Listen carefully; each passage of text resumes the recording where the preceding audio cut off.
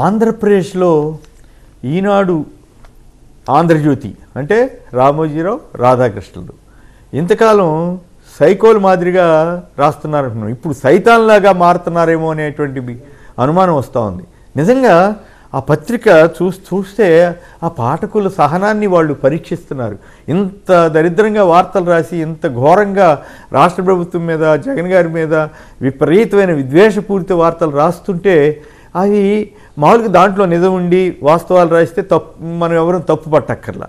కానీ పచ్చబద్దాలు, ఉదాహరణ చూడండి, కోర్టులకు కత్తిర, భూ హక్కులకు పాత్ర, ప్రజల స్థిరాస్తులకు ఎసరు. ఏ ప్రభుత్వం అయినా ప్రజల స్థిరాస్తులకు ఎసరు పెడుతుందండి? బుద్ధి జ్ఞానం ఉన్నాడు ఎవడని ఇట్లా రాస్తాడండి? అందుకే సైకో నుంచి సైతాన్గా మారి ప్రజల్లో విద్వేషాలు రెచ్చగొట్టి ప్రజల్ని ఏదో రకంగా జగన్కి వ్యతిరేకంగా చేయాలి. ఎందుకంటే పేద ప్రజలు, ప్రత్యేకించి ఎస్సీ, ఎస్టీ, బీసీ, మైనారిటీ, ఇట్లా అలాగే అగ్రవర్ణ పేదలు వీళ్ళందరూ జగన్కి మద్దతు ఇస్తుండేసరికి వీళ్ళు ఓర్వలేక ఎట్లయినా సరే ఆయన్ని దించాల్సిందే అనేట్లుగా వాళ్ళు ఆ రకంగా రాస్తున్నారు. ఈ టైటిలింగ్ యాక్ట్ అనేది అసలు ఇంతవరకు ఇంప్లిమెంటేషన్లోకే రాలేదు. రాకపోయినా కూడా సర్వే జరుగుతూ ఉంది. పైగా ఆ టైటిలింగ్ యాక్ట్ ద్వారా ఒక వ్యక్తి యొక్క ఆస్తికి ఈయనే అథారిటీ అని ఒక ఆధార పత్రం ఇస్తూ ఉంటే కేవలం ఇంతవరకు రిజిస్ట్రేషన్ డాక్యుమెంట్లు కాకుండా ఈయన పలానా ఆయన యజమాని అని ఇస్తుంటే దాన్ని కూడా ఓర్వలేక ఇవ్వాలన్నది ఆ చట్టం. దానికి దేశవ్యాప్తంగా ఈ చట్టాన్ని అమలు చేయమని కేంద్రం సూచించింది. అట్లాగే కేంద్ర అనుమతి తీసుకుని వీళ్ళు ముందుకెళ్తున్నారు, కేంద్రం చెప్పింది కాబట్టి. దాన్ని అదేదో రాష్ట్రంలోనే జరుగుతున్నట్లు ఒక విధంగా ప్రజల ఆస్తులకి రక్షణ, భద్రత, హక్కు కల్పించడానికి జగన్ ప్రభుత్వం కృషి చేస్తుంటే ప్రజల ఆస్తులకు ఎసరని పచ్చి అబద్ధం రాస్తారా? ఎంత దుర్మార్గం అండి! నువ్వు ఒకవేళ రాయి ధరిస్తే దాంట్లో ఆ చట్టంలో ఉన్న లోటుపాట్లు అవి రాయండి, తప్పేం కాదు. ఇగో ఇట్లా చేయండి, ఇట్లా చేయండి అని రాయండి.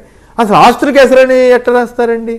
ఏ ప్రభుత్వమైనా అసలు చేయగలుగుతుంది? అట్లా సాధ్యం అవుద్దా? ఎసర పెడతాం? ప్రభుత్వాలు నిలబడతాయా? అందులోని ఎలక్షన్ ముందు ఎంత ధైర్యం ఉంటే చేయాలి ఆ చట్టాలు ఇవన్నీ కూడా? అంటే ప్రజలకు మేలు చేసేదనే కదా వారి ఉద్దేశం.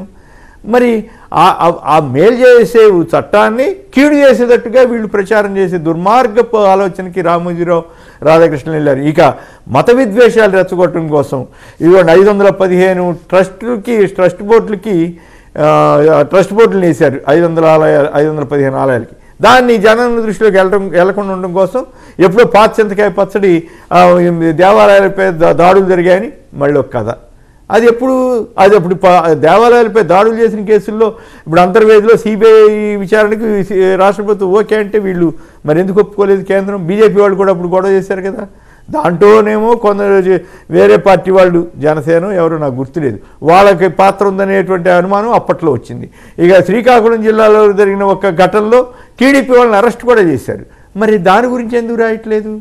అది రాసినా కూడా అది టీడీపీ వాళ్ళ గురించి ఎందుకు రాయలేదు? రాస్తే అది వాస్తవాలు బయటకు వస్తాయి కదా. అబ్బే అన్నీ కలిపి మళ్ళీ బురదైటు. ఇంత దరిద్రంగా ఇక అన్ని వార్తలు చెప్పే టైం ఉండదు. ఇంకోటి అంత పెద్ద గొప్పగా ఉంది. మరి సాక్షి వాళ్ళు ఇది వేశారు, గురువింద కింద రామోజీ నీ కంపెనీలోకి బ్లాక్ మనీ ఎట్లా వచ్చింది మార్గదర్శిలోకి, నువ్వు బ్లాక్ మనీతో వ్యాపారం చేస్తున్నావు అని వాళ్ళు రాస్తున్నారు. దానికి సమాధానం ఇవ్వమనండి. లేదు బ్లాక్ మనీ అసలు వెళ్ళలేదు అని చెప్పమని. అసలు ఉండవల్లి కుమార్ గారు అడుగుతున్నారు కదా, నువ్వు ఎవరెవరి దగ్గర నుంచి డిపాజిట్ తీసుకున్నావు, ఎవరెవరికి తిరిగి చెల్లించావని జాబితా ఇవ్వటానికే గందరగోళం చేస్తున్నారే. ఇది ఇంత దారుణంగా, పైగా పరిశ్రమకి ఎవరికైనా భూములు ఇచ్చినా ఏడుస్తారు, లేదు గనులు ఇవ్వటానికి అన్వేషణ చేసినా గోలగోలగా రాస్తారు. పరిశ్రమలు వస్తుంటే అడ్డం పడతారు, పరిశ్రమలు ఎవరైనా వేరే రాష్ట్రంలో పెట్టుకుని ఇక్కడ ఎందుకు పెట్టలేదంటారు.